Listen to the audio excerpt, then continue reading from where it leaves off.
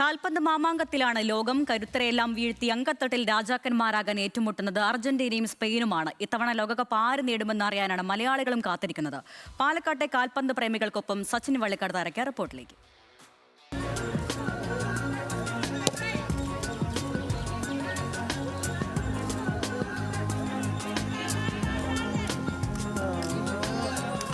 ആരടിക്കും cup?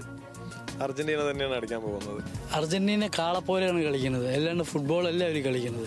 അവസാനത്തെ 10 മിനിറ്റിലാണ് അവർ ശരിക്കും കളിക്കുന്നത്, മനസ്സിലായില്ലേ? സ്പെയിനും ചാൻസ് ഉണ്ട്. അർജന്റീനയ്ക്കും. അർജന്റീന ഇവിടെ അർജന്റീന എത്ര ഗോള്? 3 സ്പെയിൻ.